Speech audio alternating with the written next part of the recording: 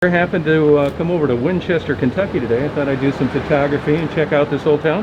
And I ran into this lady. Your name, ma'am? Christina, Garnered. Christina. Now I take these videos and I upload them to YouTube. You okay with that? Okay, I'm fine with that. I know you got a couple pretty cats here. Thank you. I have she's a snow Bengal. She's Okay. a $5,600 cat. $5,600. Yeah. Wow. No, $6,000. $6,000 cat. $6,000. Yeah, that's my sidekick right there. She follows me like a dog. She's my baby. Wow, how'd you get a hold of her? Where'd you buy her? My neighbor, actually, I bought her for $50. I got her papers and everything upstairs. Wow, the beautiful cats. Now you don't worry about them getting run over? Nope, she does not go near the road. She does. She's fine. She runs all over this town. Everybody knows her. Her name is Susan. Oh, okay, cool. Yep, she's awesome. We leave the door open. She comes upstairs and meows at the door, waiting on us. But so right out of the chute, I take these videos, I upload them to YouTube. You fine with that? yes. Okay, and how old are you? I am 35. Okay, and where are you from? I'm actually from Aberdeen, Ohio. Okay, how'd you end up down here? Actually, I went to rehab. I'm 2 years sober. As of December 2nd, I'm 2 years sober. Congratulations. Thank you.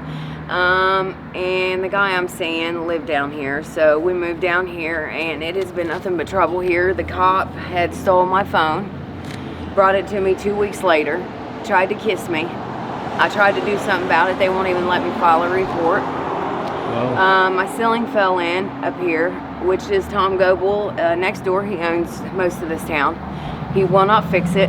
My toilet stopped up. He won't fix it. So I'm kind of sitting in a slumber house right now. Oh, okay. So I'm trying to move. I'm on Social Security. I had 3 brain surgeries. Oh, well, why? I had a brain abscess and from doing bad drugs, and I had a brain abscess that I had to get cut out, and I had 32 staples from here all the way down. Oh, geez. So I kind of keep it hidden, you know. Yeah, I believe it. But this town is just, it's like everybody knows everybody, and you try to do one thing and it just nothing happens here. If you get a name, if you get pulled over, they pick on you constantly, like they harass you. Yeah, Like I'll be sitting out here today and they'll pull up in front of me and just start asking me questions, and I don't even know anybody here. Yeah, all right. I don't associate with anybody. I stay to myself. What type of jobs did you have in the past? I was a waitress, housekeeping. I worked at Churchill Downs for 4 years. And what'd you do there? I was at housekeeping, and then on Millionaire's Row. Okay. And then I would clean stables at nighttime. All right. And then my mom owned her own restaurant. I worked there for a long time, for years, and we had a drive-in in Decatur, Ohio. A little country town, about 500 people there. And somehow this is where I ended up, Winchester, Kentucky. Yeah, now, were you doing housekeeping in the houses as well on Millionaire's Row? Yes. What was it like rubbing elbows with these people in general? How were they to get along with? Some of them was really nice. Some of them was very rude. Some was very, like I met Michael Jordan. He is the meanest person I've ever met in my life. And then I met Salt and Pepper, and they actually had me eat lunch with them. Nice. So some people were real nice. Some people was real rude, you know. Yeah. But some people you would think would never be a millionaire.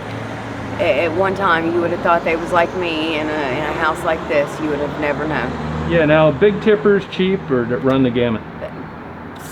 Most of them was big tippers. Gotcha. Big tippers. I know when I was working with Salt and Pepper, I would get a $50 tip every time I'd open up the bathroom door for them. Oh, wow. Yes. So, and this is all day. I worked 12 to 16-hour days. So I was making good money. Now, really good money. What made you leave that job? I ended up getting pregnant, and I had a lot of issues, and I ended up moving back to Ohio. Okay. So my family could help me. All right. You mentioned drug problems. What drugs did you take? I was on heroin. I was on pills at first, and then I started doing Oxycontin 80s, and then I went to heroin, and then I went to fentanyl. I was doing 6 grams of fentanyl before I quit. My brother had passed away in my arms, and I quit, and I went to rehab the next day, and I haven't touched it since. Good for you. Congratulations. Thank you. And your brother died from? Heroin. Oh, okay. Overdose. Okay. So you were how old when it first started? Actually, I started on pills at 12 years old, and I'm 35. How did that happen? The neighbors, I had a toothache, and she gave me a pill, one pill to take. Next day, another pill to take. On the third day, I was addicted to them. And how about your upbringing, your childhood? It was rough. My stepdad was an alcoholic. He used to beat on me and my brother and my mom. My mom stayed with him. I don't know why. She stayed with him until I was 18 years old, and then finally she left him. I guess so she had a place to keep us, you know. Okay. But I had a really rough upbringing. I was molested as a child. I was abused, you know, beaten a lot. And then I lived in Louisville, and after I got my staples taken out of my head, I was kidnapped for about 6 hours. The girl got 16 years in prison. So I've had a rough life, and here I am starting my life over again, and I found God again, and everything has been so much better for me since I found God again. Okay. Now, you have at least one child, right? I have three. Three, and how are they doing? I have a 15-year-old son, a 12-year-old daughter, and a 5-year-old son. And my mother has them. Okay. And they're amazing kids. They're AB honor roll students. Good. They know about drugs. They know not to touch them. They know what I've went through. They've seen what I've went through, and they would never touch a drug in their life. My kids will tell me, we'll never ever do that because of what we've seen with my mom and my dad. Yeah. Now, do you have contact with these children? Yes, I talk to them every day. Good. I talk to them every day on the phone.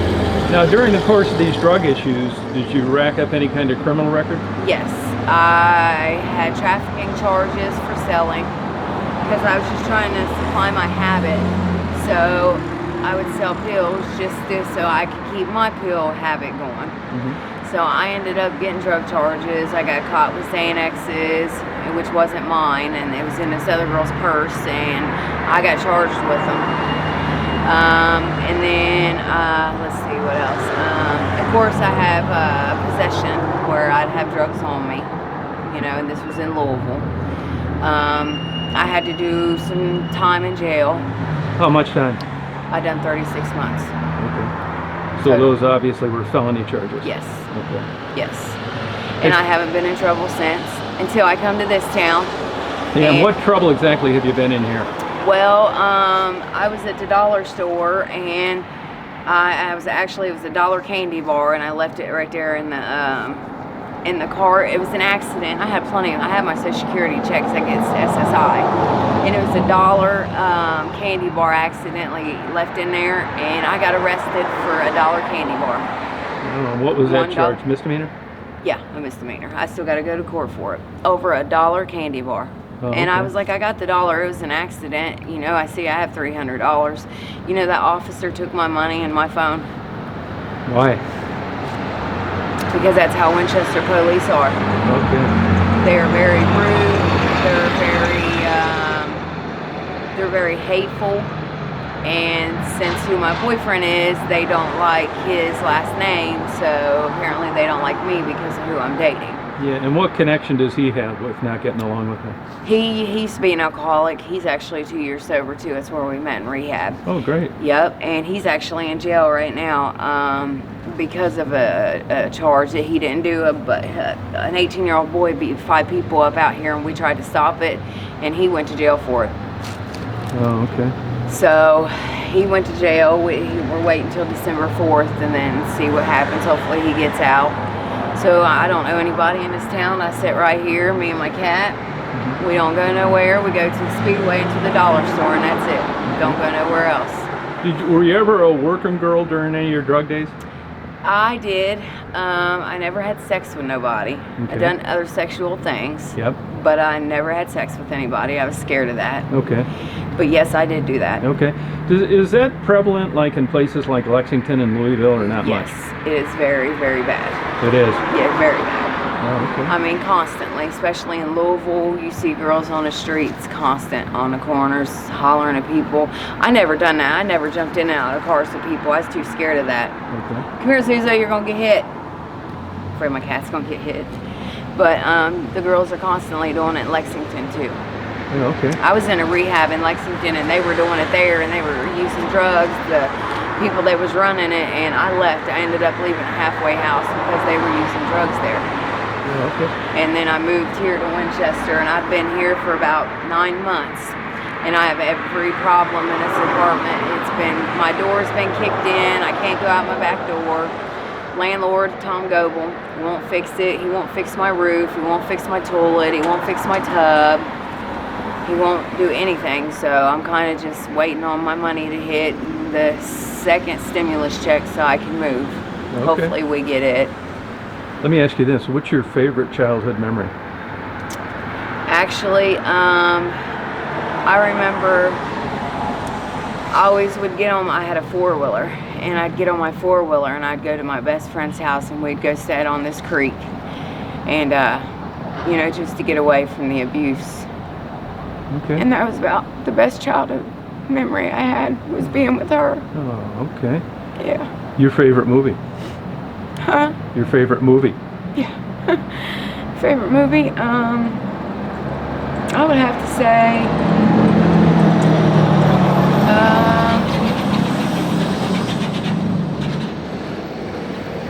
what is The Notebook? Okay. Favorite book? I love Stephen King. Okay, good. Great. Any Stephen King book, I love all of them. All right. What's your take on this COVID stuff? I think it's been around longer than they think. I think it's going to take everybody out. Do you? I really do.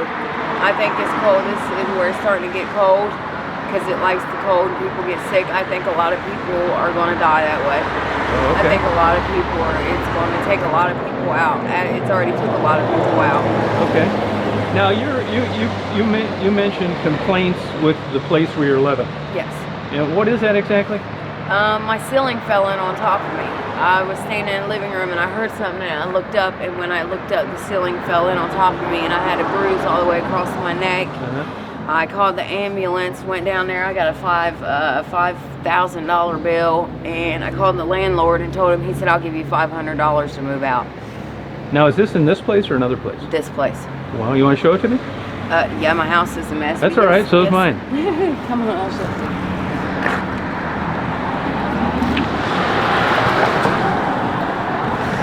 I'm packing up, trying to move my things. See, I can't lock my door from the outside. I can lock it from the inside. Okay.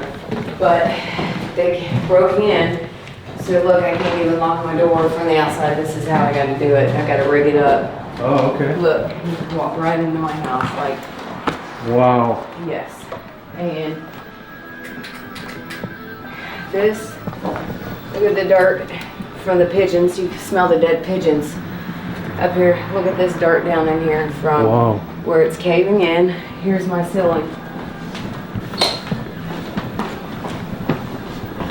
Oh, yeah. All this fell in on top of me sitting right here. And it fell in again. And the back door's messed up. Yeah, so it's been hectic since I've been here. Oh, okay. The toilet's messed up. Like, I can't even flush it because there's 6 people underneath of me and it's coming up. Okay. Like, we repainted and everything in here ourselves, like, because it was an ugly color, so we repainted it. And we done all this on our own, and now my walls are starting to fall in. And now I gotta ask you, what do they get you a month for rent here? $500 a month, and then I pay my electric, and for 2 months my electric bill is $700. For 2 months? For 2 Why? months. Because of the hole in the electric, hole in the wall. Okay. So see how I have to shut this door? Yeah. Yep. And it comes open, so anybody can go in my home. Gotcha. So I mean, this is just ridiculous. Yeah, I don't blame you for being upset about that. You know, I shouldn't have to live like this with the money I pay here. No, it's a lot. Is that pretty much what it is around here for a place this size? Yeah, some places it's 700 here. Now, how many other tenants are in this building? There's one right here under me. There's 6 people living in this one. Okay. And then there is 2 kids and 2 adults that live in the next one. Okay, So they having a problem as well? Yeah, their ceiling fell in. The water went through the ceiling, and the landlord fixed it. Now their ceiling falling. You better get that cat. I know it. What's his name? Where's the other one? I don't know. That's the neighbor's cat. She follows me like a dog. Aw. Yeah, she don't follow me anywhere I go. She stays right on my side. Well, you got any questions for me? Yeah, if you stay out of this town. Don't move here. Oh, okay. Don't move to this town. This isn't a place you would want to be. Yeah, doesn't sound like it. I'm about to move back. I'm going to try to move back to where, you ever heard of Maysville, Kentucky? No. No. Nope. It's by Lexington. It's past Okay. Lexington. I'm either going to move to Lexington or back to Maysville. All right, well, I wish you the best of luck. Thank you. Good luck in your sobriety, and Thank you. congratulations for doing so well. Thank you. Nice meeting you. Nice meeting you too. I appreciate it. Thank you so much. Hope I'm going